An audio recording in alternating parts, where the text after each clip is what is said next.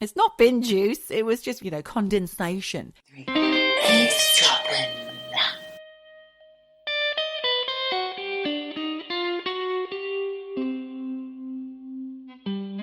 Hello, Michelle. Geordie, hello. First week of January, done and dusted. It is. I feel done and dusted. I'm knick-knacked. Oh, Knick-knacked. You've had a busy festive time, have you? I've had a gay old time. Yes, I have. I just feel like I'm too exhausted for this year already. What does that say about me? No energy. Not a good start. Not a good start. Let's see if we can ease everybody in, though, all of our lovely eavesdroppers. And I hope everyone's recovered. We've had a little message from one of them, in fact, on the back of the George Michael Christmas Day episode. In fact, I had one from Rains Park Mark who said, I was about to pop your podcast on Christmas morning and I saw it was about someone who died or death, so I didn't go there. Oh! But I wrote back to him and I said, well, it's also about the joy of the man's life, Mr. Christmas, a.k.a. George Michael. Oh, actually, I thought it was a bit of a celebration of George. Yeah, it was. I tried to point that out to him, so hopefully he gave it another go. But also, Shari, one of our long-time listeners, has gotten in touch on social media to say that George Michael was her first crush when she was 10 years old. And that set the scene for further crushes on gay men for years to come. And then she said, fantastic episode. See what I did there? Well done. It was because we didn't know. We just thought they looked good and we wanted their hair.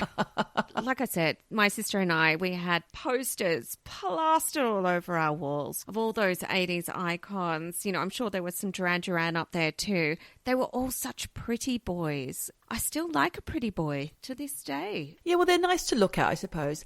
Oh, do you know what? I have to say something about a crush. Speaking of crushes, a crush of my friend Pat.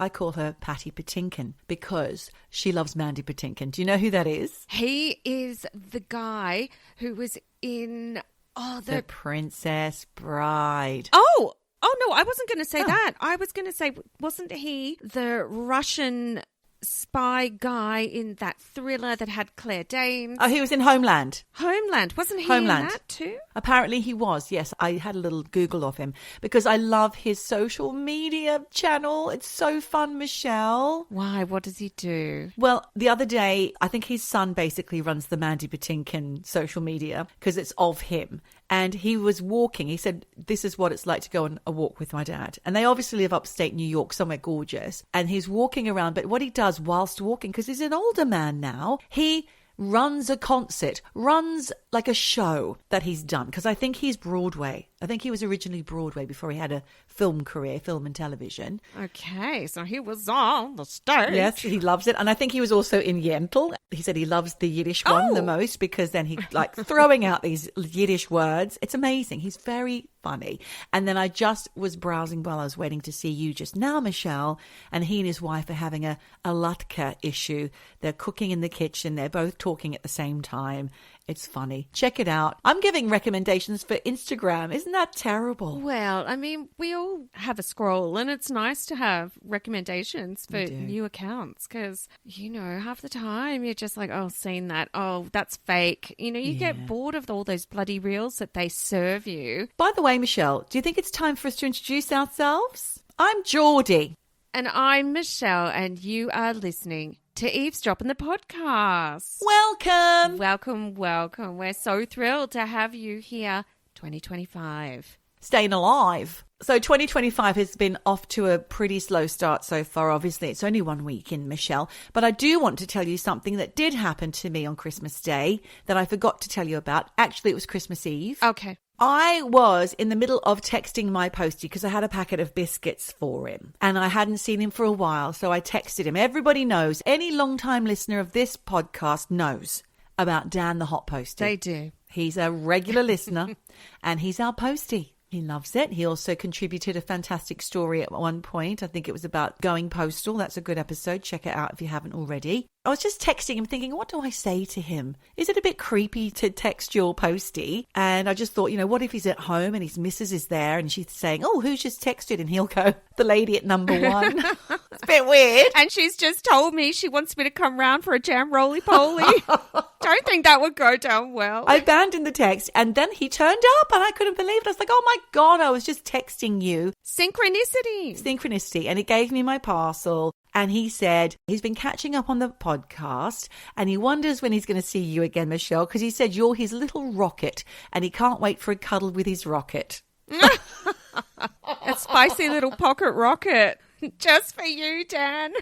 Spicy. He didn't say spicy, Michelle, but let's just add that in because you clearly want to be spicy. Christmas spice. How about that? A mulled spice. A bag of mulled spices. Old Spice. That's more like. Oh, hi, Dan. Merry Christmas. Oh, sorry I missed you. I will try and bring you a jam roly-poly, a.k.a. Swiss roll, is what they're also called, next time I see ya. I missed out on the biscuits. Yes. Unfortunately, those biscuits, it was really embarrassing, Michelle, because I had used packing tape, you know, that brown masking tape, to put the card on the front because some bastard in my house had walked off with my tape. I hate it when they walk away and don't return things to the correct place. So what, you did not have an attractive wrap? No. He said he didn't mind, but just don't do it for others. Do you know what? I think it was quite fitting that you put parcel tape on biscuits for the postie.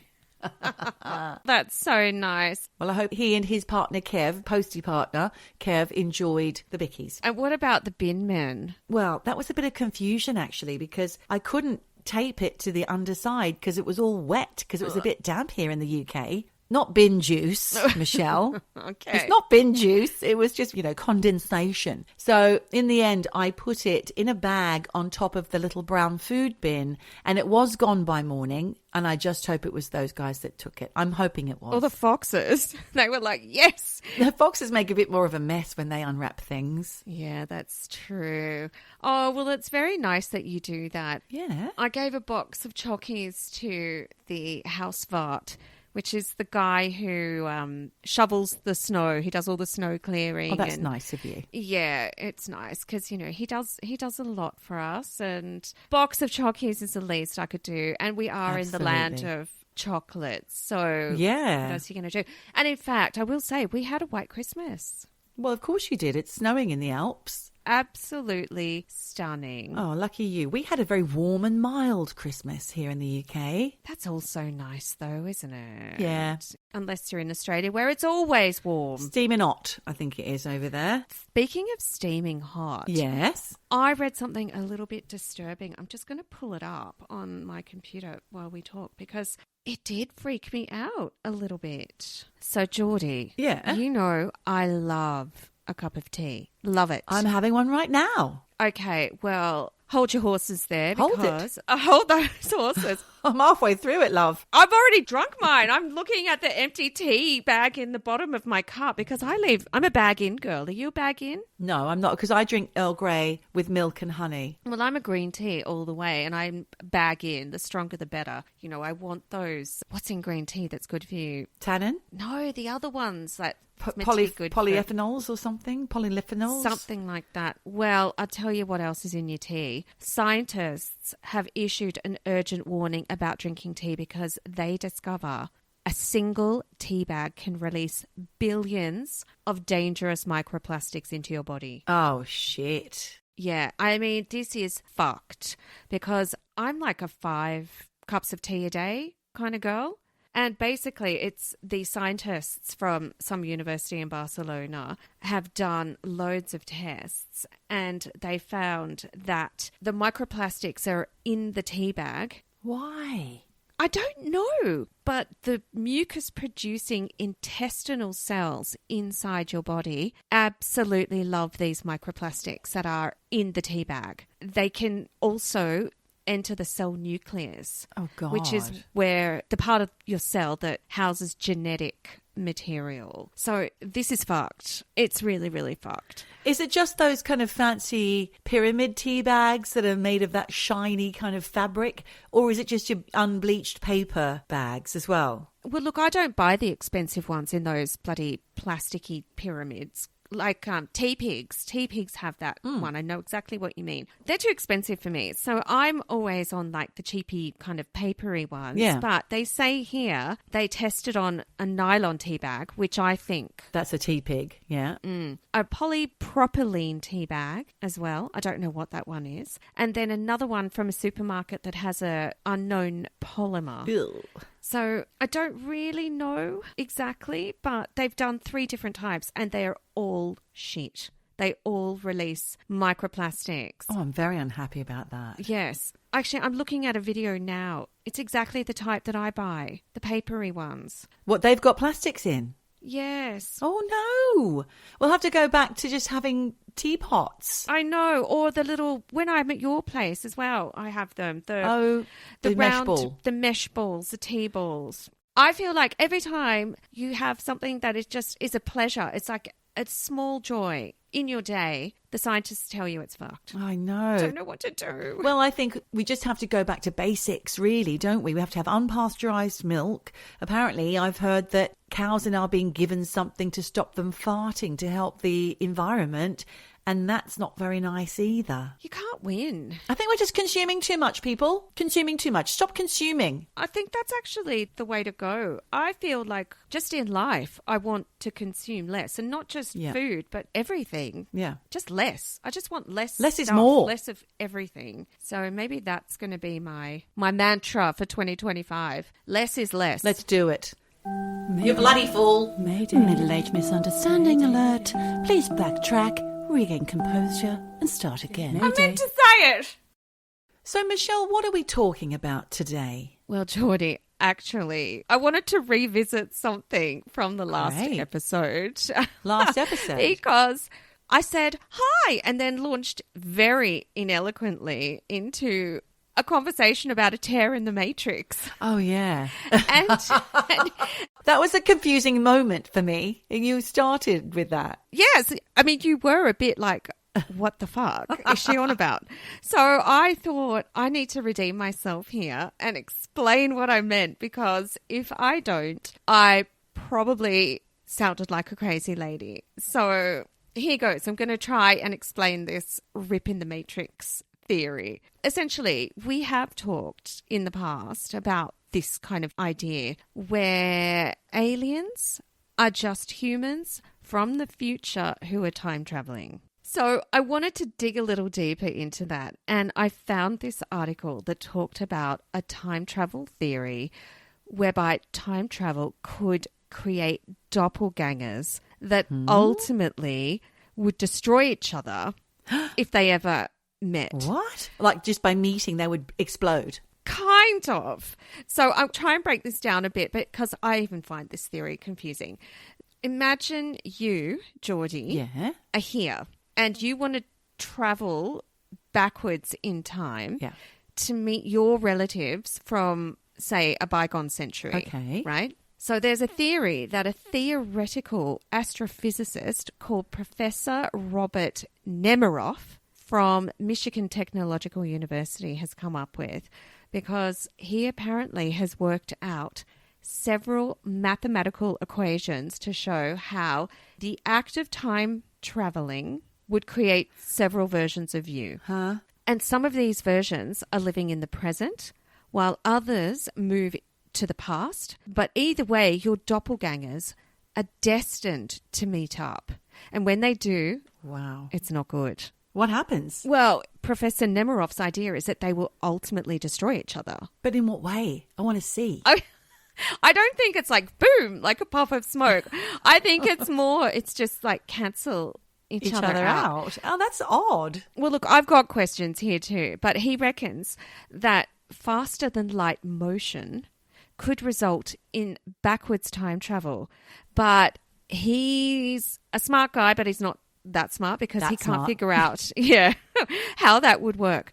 So he and one of his students decided to try and explore how this theory that could potentially make this happen. So they came up with an example which involved a spaceship that would start on a launching pad on Earth and then travel at 5 times the speed of light to a planet about 10 light years away. And I'm sorry if this is complicated. Okay. Too much maths, too many numbers there. I know. But look, it's time travel. And I wanted to try and explain this so I can then get to the next part of the theory, because that's what I find interesting. So essentially, they're saying there's a spaceship. It blasted off from Earth, travelled at 5 times the speed of light to a planet 10 light years away, and then turned around and went back to Earth to a landing pad not far from the liftoff site.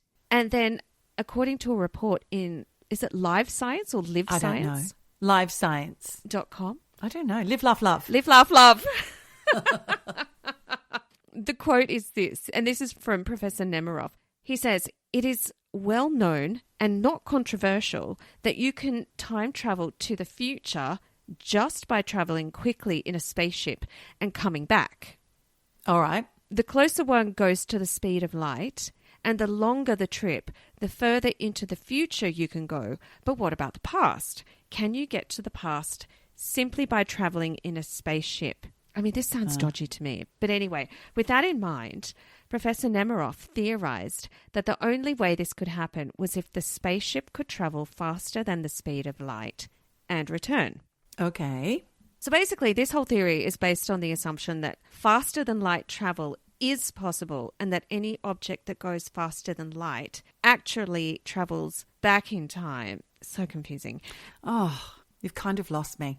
I know. But if this happens, a pair of twin travelers comes into existence with one having a negative mass and the other one having a positive mass. Bloody when hell. they meet. How do you know which one you are? Well, that's it. Or if you even are one? This is one of my questions. One of my questions is, if I do this, am I the positive or negative? Yes. And what am I made out of? Where did I come from? I don't know. So I'm going to try and break it down even further. Yeah. So just say there are 2 Geordies standing next to each other. Oh, no. Then a third you, apparently, must exist. And that third you is made up of negative mass, which is moving faster than light. And this third you is destined to meet up with one of the original yous. And then when you're all together, they disappear. So this leaves just one of you that's moving backwards in time. This sounds like a really bad dream. And again, I'm so fucking confused by all of this. It doesn't make sense. I know, because which is the real you? And why am I going backwards? I know. And what if 2 of the 3 yous don't self-destruct? But, and this is what I want to talk about, if this is all true, what if 2 of the 3 yous don't self-destruct, but somehow slip through a rip in the matrix and live simultaneously? What? Professor Nemiroff says at the moment, this doesn't seem possible for physical things to travel faster than light. Thank God. Which means, basically, his theory does not stack up. Which also means that time travel can't exist in this present moment. However, I want to talk about this case, which I think is pretty weird and which maybe, at a stretch, could point to this rip in the matrix. All right. Let's hear it. So in America, there are these 2 baseball players, and they're both called Brady Fiegel. What? I'm not even making that name up. No, I feel like this is real. It is real. This is totally real, but like it sounds like a made-up name, Brady Fiegel. And the fact that there are 2 people with this same weird name is very strange. Because it's not like their name is Andrew Jones, which you could kind of think like, whatever, that's not so weird. Yeah. That there are 2 baseballers with that name. But Geordie, 2 baseball players called Brady Fiegel. They're both pro baseballers. They are both pitchers. Both of them are 6'4". What? Both of them have bright red hair. No way. Both of them have big bushy red beards. And the exact same thick rimmed black glasses. And I'm not even joking. Hell? These guys look almost identical, even though there's a 5-year age gap between them. What's going on? I don't know, but there is definitely a touch of Ed Sheeran about these guys. If that gives you a picture. Is he the third? He could be. But the first time that these guys got mistaken for each other was in 2015, when they both had to get exactly the same elbow surgery and they went to the same doctor. No. And the doctor was called Dr. James Andrews, and the doctor called up the younger Brady Fiegel's trainer and said, hey, just confirming Brady's coming in tomorrow for elbow surgery. And the trainer was like, dude, you did that surgery 6 months ago. What's going on? What? So the surgery dug a little deeper and they realised that there were 2 Brady Fiegels on their books, both with the same surgery, same name, looked identical, both baseball pitchers. And then they looked at the pictures on file and they're like, this is the same guy, but the birth dates are different and they're 5 years apart. Did you verify this story, Michelle, or did you read it on Quora? Ha ha ha. Just making sure it's not fan fiction because it's almost too weird to be true. Especially with a name like Brady Fiegel. The name is the kicker. It's a weird name. Yes. And Geordie, I swear to you, this is a real deal. McDonald's real deal kind of thing. This is all over the internet to the point where it went viral. Yeah. And these 2 dudes were like, I got to admit, you look like me. Let's go have a DNA test. So they did. Yeah. Not related. Oh, God. Not even a little bit. And look, I'm going to post the pictures on Patreon because these guys, I tell you, it's weird. They look so much like each other. So what is going on here? Don't know. Is this a glitch in the Matrix? Is there something happening That is just so weird. where it's been one of these time traveling, they didn't self-destruct? I don't know. And I don't have answers, but I'd love to know if anyone out there has theories. Do you have a theory? I do just think that it is a very strange coincidence. Yeah. Because I don't think that they are, obviously they're not related. Are they related by family somehow? In-laws? I don't know. The DNA came back as not a match. But in-laws, because they've got the same last name. Yeah, I don't know. It's just so odd. I can't get my head around it. It's just a really weird set of coincidences, I think. It is. But I then decided, well, I'm going to have a little snoop around the internet because there are loads of articles out there about famous people who have doppelgängers from the past. And I'm going to put this on the Patreon because the pictures are kind of funny. So there's a marble bust of the Roman Emperor Severus Alexander. And they put a picture of this marble bust next to a picture of Eminem. And I gotta say, there is definitely a strong resemblance there. Oh, God. Because he's got that Roman hairstyle, hasn't he? And that little kind of cherub lips. Yeah. And this dude is from 208 AD. But wow. I swear, I am not ruling out the time travel in this situation because there is quite a strong similarity between Eminem. Oh, I can't wait to look on Patreon for all these crazy things. I do love these compare and contrast things, though. Oh, look, there's all of these ones. Like some guy on Reddit said, this is a picture of my grandfather. He looks identical to Johnny Depp. And he bloody does. And then there's one of saying, this is my grandfather. He looks like John Travolta. And it's the spit of John Travolta. They also line up this picture of this African-American novelist called Zora Neale Hurston, who was alive from 1891 to 1960. And she is the spit of that singer, Queen Latifah, who I literally can't name a single song of hers, but... She's an actress. Yes. As well now. Yeah. And there's a side-by-side. It is, whoa, okay, yeah, I can see that. And there are some other funny ones, like there's this, it just says, a Bedouin woman from the 1900s. And she looks identical to Elijah Wood. And there's also... He's so feminine, isn't he? Bless him. I know. There's another one of a dude, I think also, like someone saying, this is my uncle from the 1800s, looks exactly like Natalie Portman.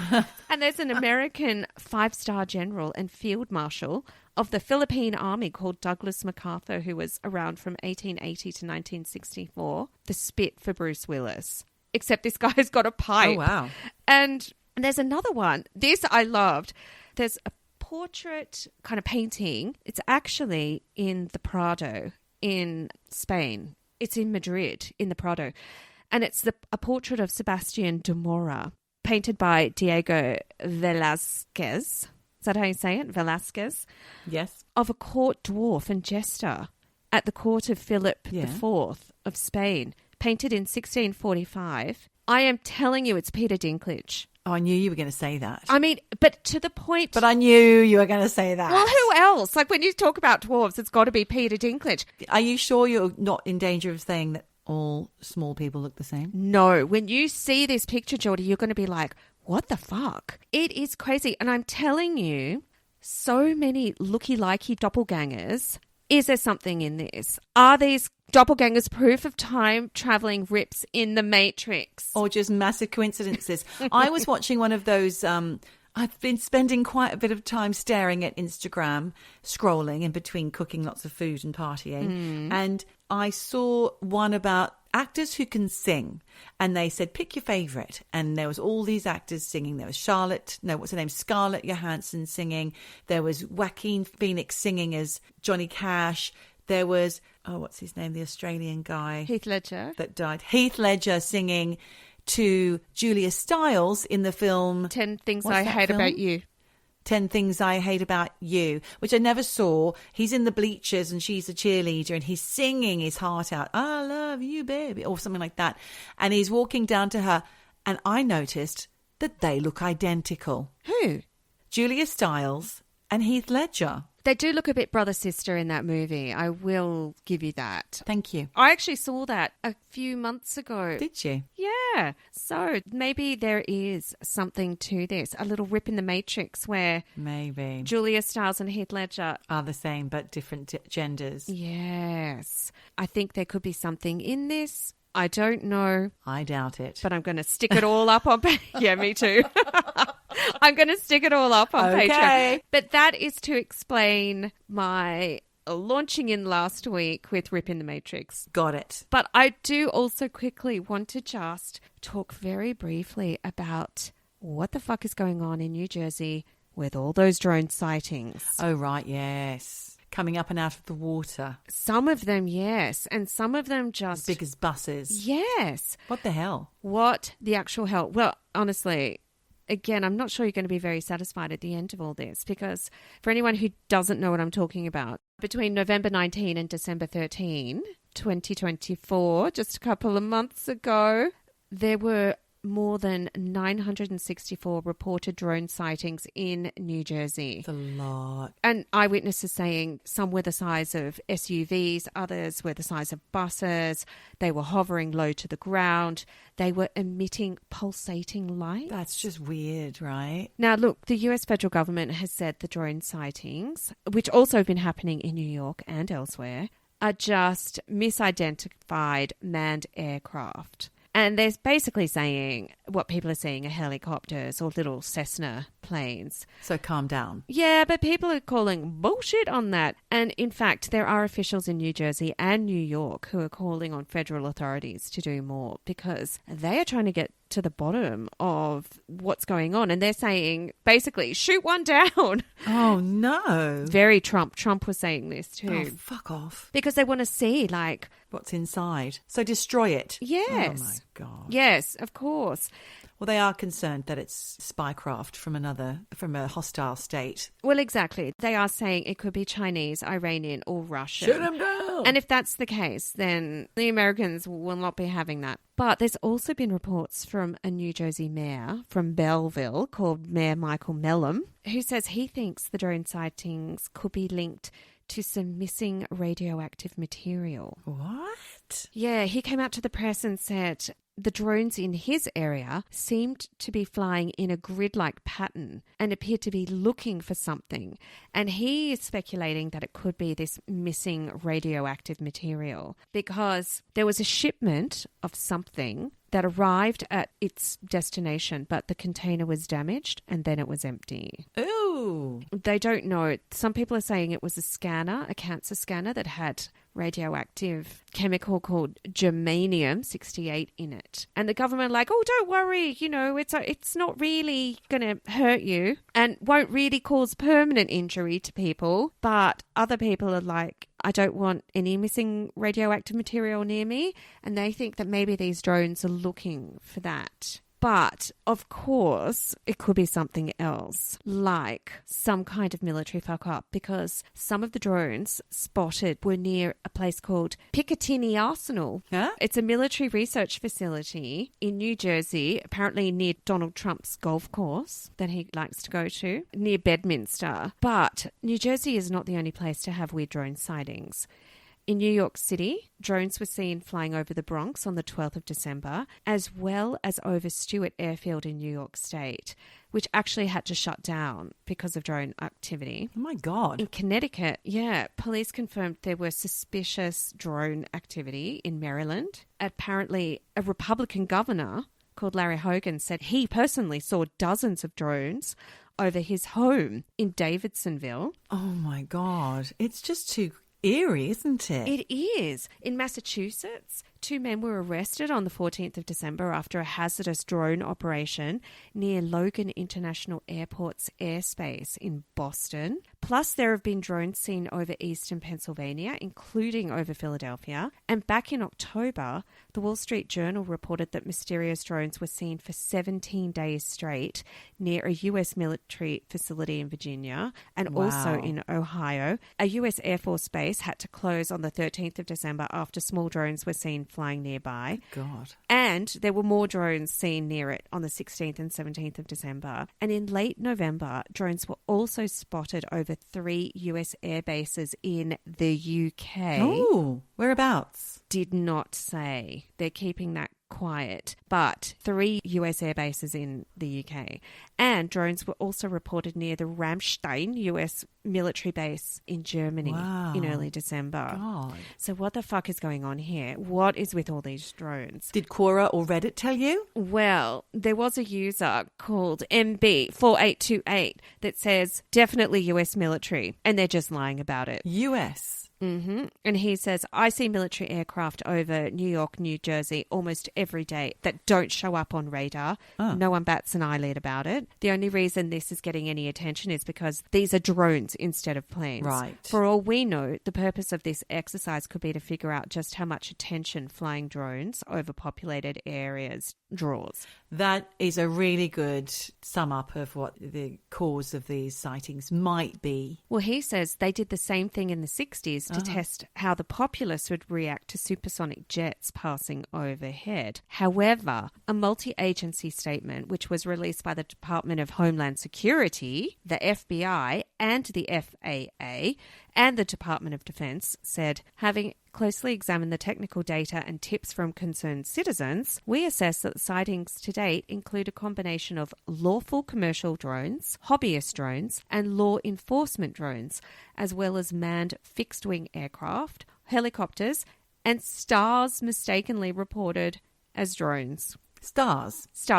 And they're saying it's basically mass hysteria. Okay. I don't know. That's the way they always, I'm thinking more it is the military, and they're just turning it around and gaslighting the public by saying, oh, calm down, give you a slap across the face, you're losing it. Somebody throw a glass of cold water over the public. They're hysterical. I agree. And look, after watching Slow Horses, where you see MI5 covering up every fucking thing, I know it's a TV show, I know it's not real, but why wouldn't they cover up stuff? Yeah. I don't know that we're ever going to get to the bottom of what these drones are, Sure. but obviously people are thinking, is it aliens? Some people are saying it's mass hysteria. Others are like, it's a diversion to take our attention away from something else. Yeah. But I have no answers, but I'm going to keep an eye on it. Amazing, Michelle. That is really food for thought. I'm going to keep scouring Reddit to find out any more, because I think that those people seem to know the most, because it's unfiltered, isn't it? It's unedited. It is. Thank you. Bullshit. Speaking of weird things that happen that are unexplained, I've got something today courtesy of a little Instagram clip, that bloody Instagram again, sent to me from Tamira the Modern Mystic. Hello, Tamira. Hi, Tamira. It was a little clip of something, and I'm not going to tell you what it was just yet because it will give the game away. But first, I will say it is about crop circles. Yes. Now, we've never talked about crop circles before, as far as I can remember. Have we in the last 6 seasons? We have You touched we've touched on crop circles for sure. We do know, I mean, people know, if you know about crop circles, which are big, amazing shapes that appear overnight that can be seen from the air to depict unusual geometrical shapes. Usually there's no sign of how it happened, so people think it's UFOs, but actually it's been proven to be hoaxes. But I've got some information about that because I found an article from the LA Times from September 1991, and I listened to a podcast, Australian podcast called Uncropped, and it was really bloody interesting. So let me tell you what I have found out. First of all, we'll start here. Farmers waking up across the rolling fields of southern England would often find intricate patterns carved into their crops. We're talking about massive, like I said, complicated designs showing up overnight in wheat, corn, oat, or barley fields. And it was like alien graffiti. And also, I don't know if this is something you're going to touch on, but often the crops were bent but not broken. That's right. You've talked about that in the past, yes. Well, the theories were rife, Michelle. Extraterrestrial artists trying to communicate with other aliens, mysterious electromagnetic forces, or maybe just the weather gone nuts, like willy willies or water spouts, whatever, weird things happening in the meteorological spheres.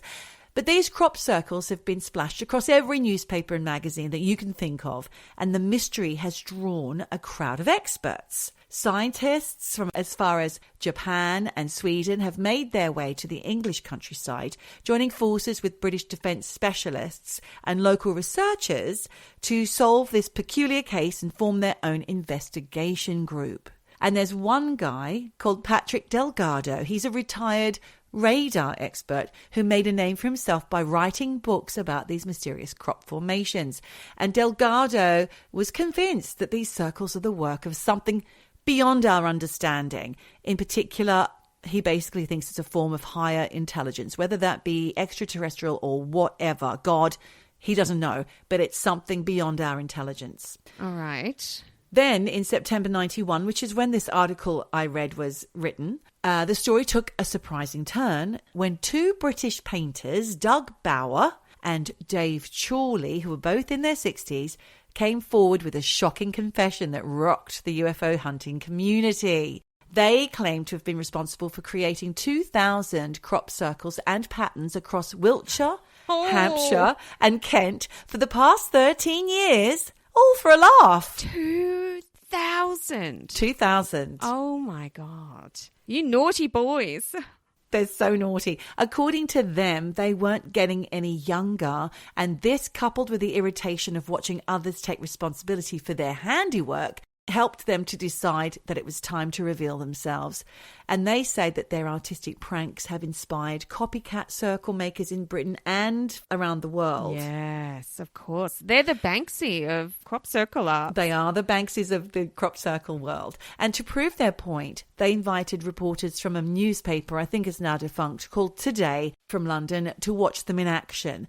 They turned up with 4-foot planks and some rope. They headed out to a Kent grain field and showed the paper how they'd been doing it all this time. The paper took a video of them doing it in 1991. Mm-hmm. They used tractor marks that were already existing in order to gain access to the field without making any footsteps, and dragged their makeshift tools across the fields, flattening the grain stalks into those perfect mysterious patterns that had stumped experts for years. Wow. The reporter even checked out their claims by looking through an archive of over 200 crop circle designs that they had stored in a shed behind Doug's house. The designs were clearly aged. They weren't done overnight, so they had the look of they'd been around for a while and entirely matched the patterns that they'd created over the years. And the newspaper then took Patrick Delgado, the crop circle man who believes this is higher intelligence, who's written books. They brought him out to show him this amazing crop circle that little did he know they'd watched these two old buggers creating it. So Delgado said on citing this amazing crop circle, he said, no human being could have done this. These crops are laid down in these sensational patterns by an energy that remains unexplained and is of a high level of intelligence. He told the reporter that not only was it 100% made by aliens, but he could sense the aliens had just left. Oh my God. So this guy, he's laying it on the line. Really hamming it up. No human, has to be an alien. But then Today newspaper wheeled out the video of our cheeky chappies Doug and Dave in the act of creating the very same crop circle. Delgado was aghast and had to admit he'd been conned, because also he instantly recognised the two men because over the years, they had often been amongst the first people to turn up at every new crop circle. Oh, hi, Doug. Hi, Dave. Come to view another crop circle. Returning to the scene of the crime. Oh, no. And he said, oh, my God, that's why you two were always there. He later said, we've been conned. This is a dirty trick. Thousands of lives are going to be wrecked over this. Now, what he meant by that, when I read that line from Patrick Delgado, the author of many crop circle books, I didn't really understand, but it did make me think that even before social media and the internet, these hoaxes could spread like wildfire worldwide, maybe a little slower, but still spread nevertheless. And that even when faced with evidence, true believers of a conspiracy or a belief, even when there is no evidence to support or plenty of evidence to prove them wrong, will still hang on to it, because Patrick Delgado's co-author in all these crop circle books, Colin Andrews, planned a press conference to address the controversy. But considering that Colin Andrews was actually the person who was said to have invented the term crop circles after seeing his first in 1983, he had to admit that both him and Delgado had benefited financially over the years from crop circles. He and Delgado, Patrick Delgado, had sold hundreds of thousands of books and travelled the world, giving up to 3 paid lectures or public appearances a week from their crop circle work. And Colin Andrews also said that the work immediately dried up after the Bauer and Chorley confession. No shit. Dave and Doug confessed to creating the circles. But not one to give up, Colin Andrews and Patrick Delgado continued to monitor crop circles and insisted that they were more convinced than ever that higher forces created them. Okay. Doug and Dave were not the only pranksters. They handed over the mantle at the point of confession to a guy called Rob Irving and a small group of his friends who formed the Circle Makers, which were a group of more conceptual artists rather than hoaxers. But not everyone was ready to accept their confession. People just wanted to believe there was some hoaxes out there, but really on the whole, it was the higher forces. There's a guy called Terry Meaden, a former physics professor from Dalhousie University in Nova Scotia, who wasn't completely buying Doug and Dave's confession. He's the head of a research centre called CERES, Circle Effect Research, and he had his own theory that the patterns were actually created by wind eddies swirling along hillsides. Bullshit. That's a willy-willy. According to him, Doug and Dave's confession didn't explain everything about the phenomenon. And he said, Terry Meaden said, I have no doubt that Bauer and Chorley are responsible for some hoaxes. We are quite certain that crop circles are a natural phenomenon and will carry on appearing, whatever these two get up to. So I had a look at Wikipedia, and it said that crop circles aren't just popping up randomly, but there are said to be some sort of method to the madness. For example, crop circles seem to prefer turning up near roads and populated areas. Okay. Especially around ancient sites like Stonehenge and Avebury. And in fact, back in 2003, almost half of all the crop circles in the UK showed up within just 9 miles of the Avebury stone circles. And they always appear overnight. Archaeologists say that ancient ruins such as Avebury or other stone circles, like Stonehenge, I forgot the name of it for a second there, the biggest and most famous one. That big one. Stonehenge is a magical place. Oh, what's that? That is Spinal Tap. Well, they do say that there are ancient ruins that are buried underground, and some can create circular and square patterns in crops too. They do say that Avebury stone circles are just the very top of some ancient civilizations, actually, and all sorts of weird things. But the key difference in these archaeological marks that show up, they show up in the same spots year after year, and they don't appear overnight. So it's not that. And also, crop circles date back centuries, Michelle. Yes. Wikipedia told me that in 1678, a pamphlet not a magazine because they didn't have them then, called The Mowing Devil, or Strange News Out of Hertfordshire, told the story of a mysterious crop where the stalks were cut instead of bent. But could that still be a little prankster? Could be. Just trying to get some PR. Couple of hundred years later, in 1880, there was this amateur scientist named John Rand Capron, who decided to write a letter to the Nature pamphlet talking about these weirdly flattened crop circles, and threw out the idea that maybe they were caused by cyclonic winds. So again, even back in the olden days, you've got people saying it's either the devil, as opposed to Delgado, who's saying it's God or a higher force, or like Terry Meaden, the current day professor, there's an old professor saying, or amateur scientist saying, it's nature. Yes.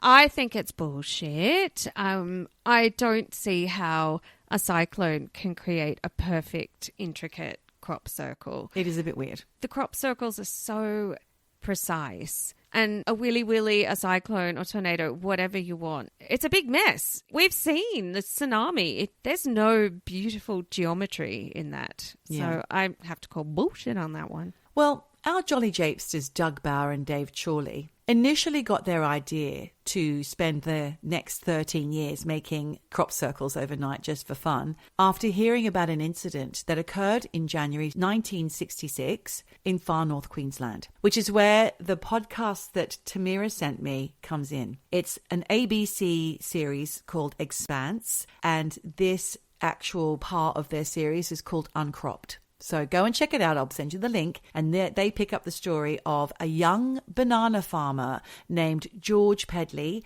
who was driving his tractor past a lagoon on his property when he suddenly heard a loud, ear-piercing hissing, which was even louder than the roar of his tractor engine. He thought he'd blown a tire, so George stopped to have a look. And before he could even climb down from the tractor, he saw the most extraordinary thing. Basically, a flying saucer shooting up at incredible speed from the lagoon. George later told reporters that his body was frigid with fright, and he said the saucer vanished in a puff of blue vapor. But George couldn't just leave it at that. He went and approached the lagoon to see what the fuck was going on. And there, after seeing this blue-grey craft that took off, which was about 25 feet across and 8 feet high. Fuck. It's not small. It's massive. And 30 feet, for example, is about 9 meters. He said that's how high it was when he saw it, and it had disappeared towards the southwest. But he said that when he went over to look at the area, he found it had left a perfectly circular impression, again, about 9 meters wide, in the reeds. It's a nest. They called it a UFO nest because it's obviously pre-crop circle. They called it UFO nests. The reeds were flattened in a clockwise swirling pattern, and they were submerged in the water but not broken, just bent at the surface. Many of the reeds were fused together, probably from the heat of the craft's engine, and they continued swirling in a clockwise direction long after this saucer disappeared. And even more mysteriously, the reeds would later rise back to their original position within several hours, but they had been turned a kind of brownish colour. I feel like this has the most credibility of anything that you've discussed today, because this swirling, it's not about a pretty geometric pattern. This is like something's landed and gone and it's just bounced back. This feels more legit. It left a little mark, yes. Yeah. Well, local police and RAAF, the Australian Royal Air Force, officials investigated the site, taking multiple photographs and samples, and the RAAF classified it as a Type 3 unexplained encounter. Now, I had a Google. I can only imagine that they are relating that back to J. Allen Hynek's scale of UFO sightings. So basically, that's a close encounter of the third kind, which means radar confirmation. So did they pick it up on their radars? Interesting. But within days, Michelle, more of these UFO nests were discovered in the area. Up to 5 similar circular impressions were found within a 32-mile radius of the original site. And the owner of the land, George Pedley's neighbour, Albert Panisi, had previously reported strange lights in the area. And after the incident, he claimed the site suddenly had no cane toads there anymore, which were usually everywhere in those parts. That's a blessing. I know, but a blessing, but it's also kind of weird. It is weird. They're little bastards. The reeds in the circular area looked like they'd been affected by heat or radiation since they were turning brown, but there weren't any actual burn marks visible either. The Australian government's official investigation did not provide a clear explanation, despite extensive studies, and they couldn't explain how the reeds were flattened without breaking or how they stayed in a perfect circular pattern underwater, or what caused the discoloration. So basically no explanation given. The case remains one of Australia's most well-documented UFO incidents, with physical evidence and multiple witness reports. Unlike many UFO stories, this one had a credible witness because George Pedley was known as a really kind of no-nonsense practical farmer. And also there was the physical evidence as well that was documented by authorities and unexplainable scientific anomalies. I love it when a little curmudgeon has one of these experiences because... He was in his 20s, bless him. Oh. I felt like he must have been in his 60s, like, yeah, good day, farmer. No, I said he was a young guy in his 20s, but yeah, he was no nonsense. Right. Busy guy. Wow. But you know what? He later experienced a huge amount of ridicule for reporting what he saw. And as such, he didn't talk about it publicly again. And he's since passed away. And the Uncropped podcast kind of does a really good job of delving into the impact of his experiences and revealing how incredible the story is and how it had affected everybody involved. They even speak to Shane Panisi, who's the son of the landowner Albert, and he was just 7 when the flying saucers shenanigans began. He remembers seeing these lights. Yeah. But he's very careful not to talk about it too much because he knows that it wasn't taken seriously and everyone took the piss out of Pedley and his father, Albert Panisi, as well. He said that there were 30 more nests, like I said, and so many. The last one was about a decade ago, but he kept it quiet because of the media circus and ridicule that George Pedley had faced. And I get it. He's a farmer and he doesn't want to deal with blokes taking the piss out of him because he saw something strange in the sky and these UFO nests, aka maybe a crop circle. Yeah. I tried desperately to find more information about crop circles, and I found this guy, Jeffrey Wilson, who's a co-founder of the Independent Crop Circle Researchers Association. And he is skeptical of Colin Andrews' divine inspiration theory and Patrick Delgado's due to insufficient scientific evidence. Yes. However, he estimates that about 1 in 5 crop circles may not be man-made and says that non-human crop circles can be identified by features like elevated radiation levels and physical alterations in the plants. That's interesting to me. Do you like that? Yes. Yes, I do, because that is some kind of evidence of something else, not just a plank of wood and some guys dragging it around. Bit of string, yeah. This guy, Jeffrey Wilson, runs a group of about 40 volunteers in his little crop circle research thing, and they investigate crop circles and say that sightings in the US have declined since peaks in 1996 and between the years of 2003 and 2004, and the last investigation was in September 2012 in Ohio. And Russ, what's his name? Fucking Jeffrey Wilson says... Fucking Jeffrey Wilson says, we don't have enough data to form a valid hypothesis. Anyone claiming to know how crop circles are made is not being truthful. So do you think it just goes through fashions and cycles and phases where crop circles are not particularly au fait right now? So they're not being talked about, but maybe someone will do one and then it'll come back into the public sphere. Maybe. I don't know, because there is such a massive question mark over it. It's like divided, isn't it? Are they made by pranksters? Are they made by higher intelligence? Are they made by saucer nests of actual things that are UAPs flying off or UFOs? Or are they made by wallabies who got so high on opium poppies from fields grown for medicine? In 2012, this happened in Tasmania. What? They were walking around in circles, yes, and they caused another crop circle. A retired Tasmanian poppy farmer called Lindley Chopping, that's a good name, said he had seen strange behaviours from wallabies in his fields. And he said they would just come and eat some poppies and they would go away. They'd come back again and they would do their circle work in the paddock. That sounds like Cocaine Bear, where... I forgot to watch that this Christmas. I must catch up. Wow, what a Christmas feel-good film. Yeah, wow. Look, I think it's really interesting that there is a question mark over crop circles. I have a question mark over them. I think there are hoaxes, Yes. but I also would love to believe that It's God no. or the devil. Aliens, come on. It's aliens, but I knew. that's what I would like to believe. But I did want to very briefly touch on this idea, and you having done all of your, psychology study, may be able to shed some light on this. People who, in the face of overwhelming evidence, still continue to believe what they believe, because time and time again, you will see love hoaxes. So people who are being scammed out of money by these networks in Africa, doctors, lawyers, smart people in America who are promised that they are talking to some hot blonde, but really it's just this network of people trying, who are not trying to scam money. They are. These people are sending millions. And even in the face of overwhelming evidence, they've proven that the girl they think they're talking to is not real, will still continue to send money and not believe it. What is going on with that? So what are you saying? The cognitive dissonance? I don't know what it is. Confirmation bias? They're just things that exist, aren't they? Confirmation bias is one of them. You look for things that will only support your belief. But even when you are shown, or somebody comes and says, I'm sorry, I pranked you, I did steal your money, you still believe they're not telling the truth. It's a blind spot, isn't it? It's a blind spot in the psyche. And it's a very human thing, but I guess be careful what you believe in. All right, Michelle, maybe you should take your own advice there. Exactly. They didn't land on the moon.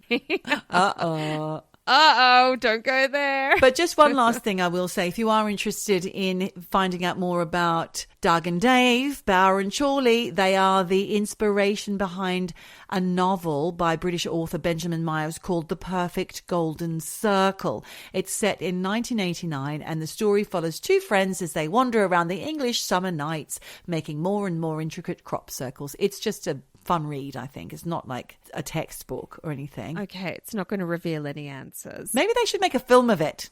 Is there a crop circle film? Probably. What about that film Signs? That was it, wasn't it? Oh, yes. That's when there was some popularity with all of this. But very interesting. I feel like I have heard about these ones. I don't know if we've touched on them We before. have. I remember you talking about it once. I don't know when. Yes. But, I have a brain like a goldfish, so it's all new information to me again. But thank you so much. Well, we hope we've piqued the interest of our listeners this week. And, of course, now it's time for us to leave you. And until next week, just remember, wherever you are, Whatever you do, just keep eavesdropping. Eavesdropping. Eavesdropping. Eavesdropping. Eavesdropping.